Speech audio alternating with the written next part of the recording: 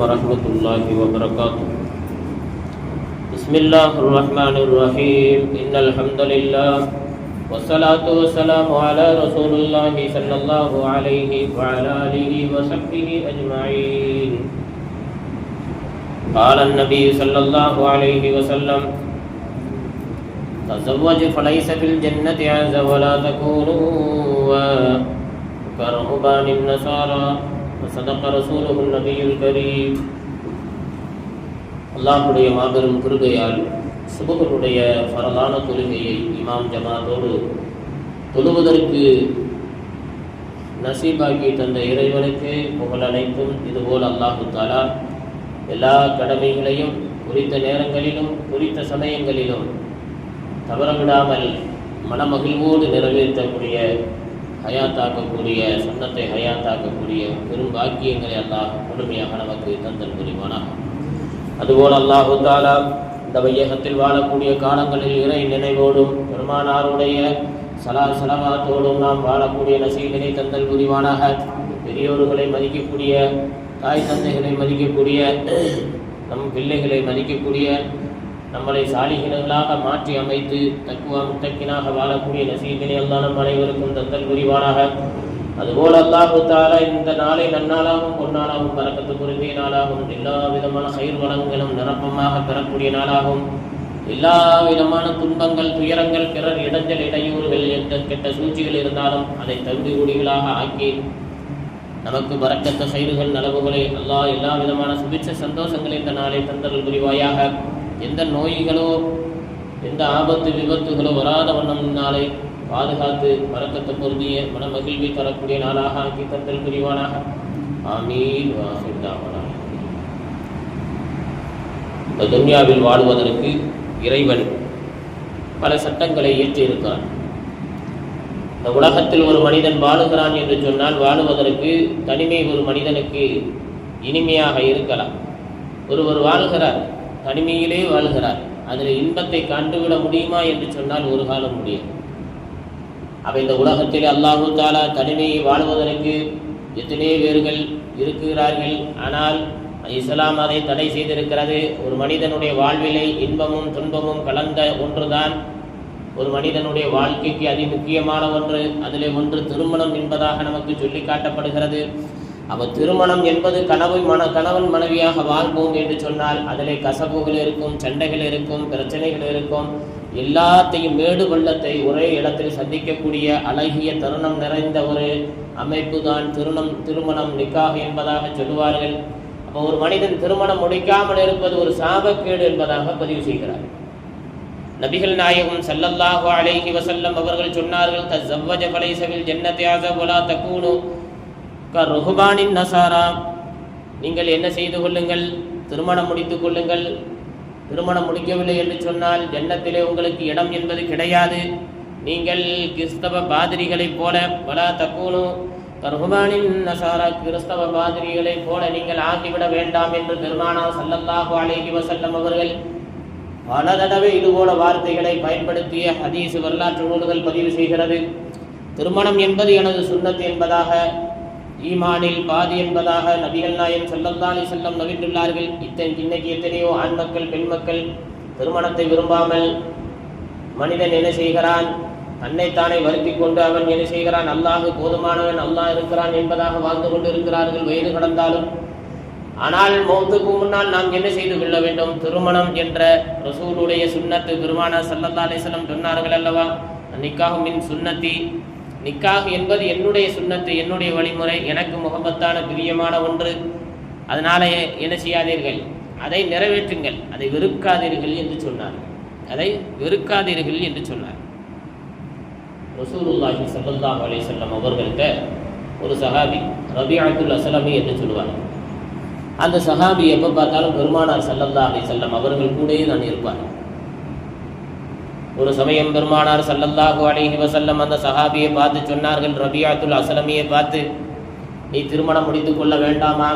திருமண ஆசை உனக்கு வயது கூடிக்கொண்டே இருக்கிறது, திருமணம் முடித்து கொள்ள வேண்டாமா என்று சொன்ன பொழுது ரசூலுல்லாஹி ஸல்லல்லாஹு அலைஹி வஸல்லம் அவர்களிடத்தில் அந்த ரபிஅத்துல் அஸ்லமி சொல்லுவார்களாம், யா ரசூலல்லாஹ், என்னுடைய ஹாலாத்துகள் என்னுடைய நிலைகள்லாம் உங்களுக்கு தெரியும் அல்லவா? நான் எப்படி இருக்குகிறேன், நான் எப்படி வாழுகிறேன் என்பது. நான் தலை வாருவதற்கு எண்ணெய் கூட உங்களிடத்தில் தான் வாங்குகிறேன், தலைக்கு தைப்பதற்கு எண்ணெய் கூட நான் உங்களிடம்தான் வாங்குகிறேன். அவ்வளோ ஃபக்ர், அவ்வளோ வறுமை, அவ்வளோ ஏழ்மை. யா ரசூலல்லாஹ், எனக்கு நான் திருமணம் நானே கஷ்டப்பட்டு கொண்டிருக்கிறேன், எனக்கு ஒரு மனைவி வருவதா என்று கேட்டுவிட்டு கடந்து விட்டார்கள். சில காலங்கள் நாட்கள் கடக்கிறது. யோசிக்கிறார்கள். நபியத்துல் அஸ்லமி ரலியல்லாஹு தஆலா அவர்கள் நமக்கு கேட்டது யாரு? ரசூலுல்லாஹி ஸல்லல்லாஹு அலைஹி வஸல்லம் அவர்கள் அல்லவா? அவர்கள் கேட்டுவிட்டால் லா இலாஹ இல்லல்லாஹ்வுக்கு அடுத்ததாக முஹம்மது ரசூலுல்லாஹ். பெருமானார் இல்லை என்று சொன்னால் இவ்வையகம் இல்லை. பெருமானார் ஸல்லல்லாஹு அலைஹி வஸல்லம் இல்லை என்று சொன்னால் நமக்கு நாம் முஸ்லீமாக இல்லை. பெருமானார் ஸல்லல்லாஹு அலைஹி வஸல்லம் இல்லை என்று சொன்னால் நமக்கு ஜன்னத்துக்கு இடமே இல்லை. அப்படிப்பட்ட ஹபீபு முஸ்தபா ஸல்லல்லாஹு அலைஹி வஸல்லம் அன்னவர்கள் அல்லவா சொன்னார்கள். அவர்கள் மிகவும் வியப்பூட்டு திகைப்பூட்டு பெருமானார் ஸல்லல்லாஹு அலைஹி வஸல்லம் அவர்கள் நாவில் ஒரு வார்த்தை வந்துவிட்டால் ஃபக்ர் என்ன, எவ்வளவு பெரிய துன்பம், நோய், மருந்து எது இருந்தாலும் உடைத்து எரிக்கப்படும் அல்லவா? அப்போ பெருமானார் ஸல்லல்லாஹு அலைஹி வஸல்லம் அவர்கள் மீண்டும் ஒரு முறை சொல்வார்கள் என்று எதிர்பார்க்கிறார்கள்.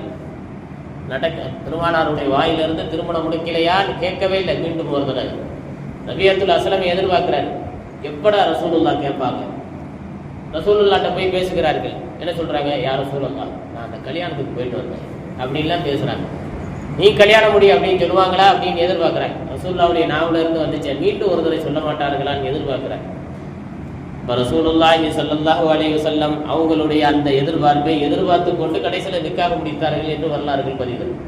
அவர் திருமணம் என்பது ரசூலுல்லாஹி ஸல்லல்லாஹு அலைஹி வஸல்லம் இரண்டாம் திருமணத்தை கூட முதல் திருமணவாதியை பார்த்து கேட்டார்கள், ஏன் உனக்கு வாலிப பெண், அதாவது குதித்து விளையாடுவதற்கு தகுந்த வாலிப பெண் கிடைக்கவில்லையா, ஏன் இரண்டாம் தரம்? பெருமானார் ஸல்லல்லாஹு அலைஹி வஸல்லம் இரண்டாம் தரங்களை அதிகமாக திருமணம் முடித்திருப்பார். அதற்கு காரணங்கள் பல. நம்ம ஆள் எப்படியெல்லாம் விளங்குறாங்க. ரசூலுல்லாஹ் 11 மனைவி முடித்தாங்க. முகமது ரசூலுல்லாஹ்னு ஒரு அரபி நூல் இருக்கு. அதில் பார்த்தீங்கன்னா 16 மனைவி முடித்ததாலாம் வரலாறு எழுதுவாங்க. ஆனால் மஷூர் பிரபலியம் 11 மனைவி. அப்போ இது என்ன விஷயம்னா, நம்ம ரசூலுல்லாஹி ஸல்லல்லாஹு அலைஹி வஸல்லம் இரண்டாம் தர திருமணங்கள் ஹதீஜா அம்மையாரை தொடங்கி இப்படி ஒவ்வொரு சஹாபி பெண்களை கல்யாணம் பண்ணுவாங்க. எல்லாமே ரெண்டாம் தரம். ஆனால் நம்ம ஆள் என்ன செய்யறாங்க? ரசூலுல்லாஹி ஸல்லல்லாஹு அலைஹி வஸல்லம் முடிச்சாங்கல்ல ரெண்டாம் தரம். ஆனால் நம்மளும் ரெண்டாம் தரமாக முடிப்போன்னு முதல் தரத்து மாப்பிள்ளமார்கள் ஆசைப்படுற சுன்னத்து ஹயாத்துங்கிற பேரில் இந்த மாதிரி வேலையெல்லாம் பார்க்கக்கூடிய நிலையில் பார்க்கணும். நான் ரசூலுல்லாஹ் காலத்திலேயே மிஷ்காத்தில் இருக்கு. ரசூலுல்லாஹ் காலத்திலேயே போய் இரண்டாம் தரம் திருமணத்தை முடித்து விட்டு ரசூலுல்லாஹ்ட்ட துவா வாங்கும்போது சொன்னார்களா, நான் இந்த மாதிரி திருமணம் முடித்திருக்கேன். அப்போ ரெண்டாம் தரத்து விஷயத்தில் சொன்னாங்க, ஏன் குதித்து விளையாடுவதற்கு உண்டான வாலிப பெண் கிடைக்கவில்லையா? அதுதான் சிறந்தது. ரசூலுல்லாஹ் காரணங்களை கொண்டு திருமணம் முடித்தார், ஆசைகளை கொண்டு திருமணம் முடிப்பார். நம்ம ஆசைகளை கொண்டு திருமணம் முடிக்கிறோம். கெட்ட வழிக்கு போயிடக்கூடாது, விபச்சாரத்துக்கு போயிடக்கூடாது, தப்பான வழியில் போயிடக்கூடாது. நம்ம முடிக்கிற கல்யாணம் வேற, ரசூலுல்லாஹ் முடித்த கல்யாணம் வேற. ஏன்னா ரசூலுல்லாஹ் சொன்ன விஷயங்களை ஹயாத்தாக்குவதற்கு அதுதான் அஃதல், ரொம்ப சிறந்த செயல். அப்போ நான் ரசூலுல்லாஹி ஸல்லல்லாஹு அலைஹி வஸல்லம் அவர்கள் சொன்னதை, பெருமானார் ஸல்லல்லாஹு அலைஹி வஸல்லம் தெரியப்பட்ட ஒன்றை ஒரு மனிதன் ஒதுக்கி தள்ளுவது என்பது இந்த துன்யாவில் ஒவ்வொரு மனிதனுடைய படைப்புகளிலும், எல்லா மனிதர்களுடைய படைப்புகளிலும் இடதுபுற விழா இடம்பை கொண்டு அதற்குண்டான ஜோடிகளை இறைவன் படைத்திருக்கிறான். படைக்காமல் விடவே இல்லை, கண்டிப்பாக படைத்திருக்கான். ஆதம் நபிக்கு ஜோடியை எங்கே படைச்சான்? விழா இடம்புல இருந்து தான் ஹவ்வா அம்மையாரை படைச்சான். அதே நமக்கும் ஒரு ஜோடி எல்லாம் வச்சிருப்பான், வைக்காமலாம் இல்லை, வச்சிருப்பான். சில பேர் சொல்கிறாங்களே, இவர் கல்யாணம் முடிக்காமல் எப்படி இறந்து மௌத்தா போயிட்டார், அவருக்கு ஜோடி எல்லாம் வச்சுருப்பான். அவர் அப்படி இருந்திருக்கிறார். அதனால் திருமணங்கிறது ரசூலுல்லாஹ்வுடைய சுன்னத்து, ரசூலுல்லாஹ்வுடைய ஆசை, ரசூலுல்லாஹ்வுடைய முஹப்பத்து. அப்போ அதை என்ன செய்ய வேண்டும்? அதுக்குன்னு என்ன செய்யணும்? ஒரு பேருக்காக திருமணம் முடிக்காமல் அதில் உண்டான மேடு பள்ளங்களை அறிந்து வாழ்க்கை. சில பேர் கல்யாணம் வேண்டவே வேண்டாம் வெறுக்கிறார்கள். வாழ்க்கையே அதுதான், மேடு பள்ளங்களை தாண்டி. இந்த வீடுகளில் சண்டையால் அதிகம் இருக்கிறதோ அதை தாண்டி முஹப்பத்து 100 மடங்கு அதிகம் பிரியப்படும். இப்படி திருமணத்தை பற்றி சொல்லுகிறார்கள். திருமணத்திற்கு சட்டங்கள் சொல்லும் பொழுது சொல்லுகிறார்கள், திருமணம் கபூலாகிறதுக்கு 4 ஃபர்து இருக்கு. திருமணம் கபூலாகிறதுக்கு 4 ஃபர்து. பொண்ணு மாப்பிள்ளையை கூட்டு வந்துட்டாங்கன்னா 4 ஃபர்ல, அந்த 4 ஃபர்ல கவனமாக கையாளணும். ஒன்று என்ன, ஒன்று வந்து வக்கீல். ஒரு கல்யாணம் நடக்கிறது கண்டிப்பாக வக்கீல் வேணும். ரெண்டாவது ஃபர்ல என்னன்னு சொன்னால் ஷஹாதத், 2 சாட்சி முன்னாடி நிற்கணும். யார் இன்னைக்கு நம்ம கல்யாணம் நடத்துகிறோமே சாட்சியை யார்ட்டையாவது வக்கீல்கிட்ட காட்டுறாங்களா? வக்கீல் என்னைக்காவது போய் சாட்சி இந்த 2 சாட்சிகளை கூப்பிட்டு போய் மகர் கண்ணில் காட்டுறாங்களா? காட்டவே மாட்டேங்கிறாங்க. ரொம்ப பார்க்கத்தான் செய்யணும், ரொம்ப இடங்களில் பார்க்கணும். மகரை வந்து ஷஹாதத்தை 2 சாட்சி இருக்கும், ஆண் பெண் 2 சாட்சி அந்த மகரை பார்க்கணும். இந்த மகருக்கு தான் இந்த கல்யாணம் பண்ணி வைக்கப்படுது. இந்த மகரை அவர்கிட்ட யார்கிட்ட காட்டணும்? சாட்சிகிட்ட காட்டணும், வக்கீல் காட்டணும். பெண் இடத்துல என்ன செய்யணும்? அந்த சாட்சிகள் போகணும். கையெழுத்து வாங்கும்போது அந்த ஷஹாதத்து யார் சாட்சியாளர்களோ, சாட்சி தானே ஃபர்ல் இல்லாது. பெண்ணிட்ட போய் சம்மதம் வாங்கும் போது அவங்க ஏமா சம்மதமா அப்படின்னு சொல்லும் போது வாய் திறந்து சொல்லணும்னா 2ஆம் தரம் தான். முதல் தரத்துக்கு சிக்னல் கொடுத்தாலே ஜாயிஸ், அனுமதி, மார்க்க சட்டம். அப்போ அந்த ஷஹாதத்து போகணும். 2 பேரும் போய் கையெழுத்து வாங்க, ஏமா கேட்கணும் சம்மதமா. அப்போ அந்த நேரத்தில் சம்மதத்தை கேட்கணும், வித்தியாசத்தை கேட்கணும். சம்மதமாம்மா, இந்த மாதிரி இந்த மாப்பிள்ளையை நிக்கா முடிச்சு கொடுக்குறாருமா, இந்த இருக்குமா, மாமனா இருக்கேன், சம்மதமா அப்படிங்கோ, அப்படி கையெழுத்து போடுவாங்க. இன்றைக்கி நம்ம மக்கள் அதெல்லாம் விட்டுட்டாங்க. ஏதோ வந்தோம் உட்காந்தா இது பண்ணோம், வீடியோ பண்ணோம், வீடியோ எடுத்தால் முடிஞ்சு போச்சு சொல்லி அவ்வளோதான் கல்யாணம். அது ஒரு ஜாலியாக என்டர்டைன்மெண்ட் சொல்லுவாங்கள்ல, டைம் பாஸ் மாதிரி ஆக்கிவிட்டாங்க. அப்போ இது ஒரு ஃபர். அடுத்து என்னன்னு சொன்னால் ஈஜாபு கபுல் ஒரு ஃபர். ஈஜாபு கபுல் ஒரு ஃபர். முதல்ல வக்கீல், 2வது ஷஹாதத்து, அதுக்கடுத்து மஹர் ஃபர்லு, அதுக்கடுத்து ஈஜாபு கபுல். ஈஜாபு கபுலில் கவனமாக கையாளும். ஈஜாபு கபுல் வந்து ஈஜாபு கபுலில் உஸ்தாத்மார்கள் ரொம்ப உசூல்கள் சொல்லுவாங்க. ஈஜாபு கபுல் என்றைக்குமே மாலின்னு சொல்லுவாங்க. மாலினா கடந்த காலம், நிகழ்காலமாக தான் என்ன செய்யணும்? ஈஜாபுகள் பண்ணணும். உதாரணத்துக்கு இன்னாரை நான் என்ன செய்கிறேன், இந்த பெண்ணை உங்களுக்கு நிக்கா செய்து தந்தேன் அப்படி சொல்லணும். தந்தேன்னா நிகழ்காலம், ஹாலு அல்லது முதாரியா சொல்லணும். தருகிறேன் அப்படி சொல்லணும். தந்தேன்னு சொல்லி நிகழ்காலம், ஏன்னா அன்னைக்கு தான் நான் தந்து விட்டேன் சொல்லணும்னு சொன்னால் மாதியாக போயிடும். இன்னும் கல்யாணம் முடிஞ்சதுக்கு அதை மாதிரி ஆகிடும்.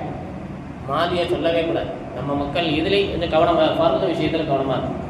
நான் என்னுடைய மகளை என்ன செஞ்சுட்டேன், இத்தனை கிராமுக்கு ரொக்க மகராக நான் தந்து விட்டேன், நிக்கா செய்து கொடுத்து விட்டேன்ங்கிறது இருக்குது. பார்த்தீங்களா, மாதியாக சொல்கிறேன்னு சொல்லலாம். இது வந்து அரபியில் மாலி. அப்போ இப்படி சொல்லுவது என்பது ஜாயிஸ், அனுமதி கிடையாது. அது நிக்காவே கூடாமல் போயிடும். ஏன்னா ஃபர்லு இல்லை, அவ்வளோ கவனமாக இருக்கணும். ஷஹாதத்து சாட்சியிலே அவ்வளோ கவனமாக இருக்கும். நல்ல ஆளாக இருக்கணும், சீதேவியாக இருக்கணும், ஏன்னா நல்ல தொழுகையாளியாக இருக்கணும் ஷஹாதத்து விஷயத்தில். அப்போ என்ன செய்ய சில இடங்கள் என்ன செய்வாங்கன்னா மகரை எல்லாத்தையும் காட்டுவாங்க. அப்படிலாம் இல்லை, சாட்சிகள்கிட்ட கண்டிப்பாக காட்டியாங்க.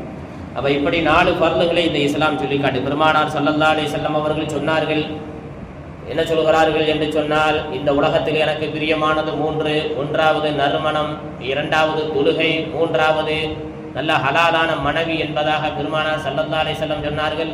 நறுமணம் என்பது யார் கொடுத்தாலும் பெற்றுக்கொள்ள வேண்டும், இன்கார் பண்ணக்கூடாது, மறுக்கக்கூடாது. ஒருவர் அத்தர் தடவுகிறார் என்று சொன்னால் வேண்டாம் வேண்டாம் அத்தர் என்று ஒதுக்கி தள்ளாமல் அந்த அத்தரை தடவிக் கொள்வது என்பது சுன்னத்தாக இருக்கிறது. மறுக்கக்கூடாத பொருள்கள் அதிலே ஒன்று நறுமணமும் ஒன்று. ஆனால் பெருமானார் ஸல்லல்லாஹு அலைஹி வஸல்லம் பிரியம் வைத்ததில் நறுமணமும் தொழுகையும் ஹலாலான மனைவியும் ஆக இந்த துன்யாவில் வாழக்கூடிய காலங்களில் நமக்கு அல்லாஹு தஆலா நம் மனைவி அழகான மனைவிகளை ஏற்படுத்தி கொடுப்பானாக. அதுபோல நம்மளுடைய மனைவிகளை அல்லாஹ் சாலிகானுகளாக ஆக்கியார்கள் புரிவானாக. அதேபோல திருமணம் முடிக்காத நபர்களுக்கு சாலிகான ஜோடி பொருத்தங்களை இறைவன் தந்தல் புரிவானாக. அதேபோல எத்தனை பேர்கள் கண்ணீர் வடித்து தாய் தகப்பன்கள் இன்றைய வரையிலும் என் பிள்ளைகளுக்கு என் மகளுக்கு சரியான ஜோடிகள் அமையவில்லையே என்று கண்ணீர் வடிக்கிறார்களோ அவர்களுடைய கண்ணீர்களை அல்லாஹ் துடைத்து சாலிகான ஜோடி பொருத்தங்களை ஏற்படுத்தி பரக்கத்தான வாழ்விகளை அல்லாஹ் ஏற்படுத்தி தந்தல் புரிவானாக. வாஹிரு தாவனா அல்ஹம்துலில்லாஹி ரப்பில் ஆலமீன்.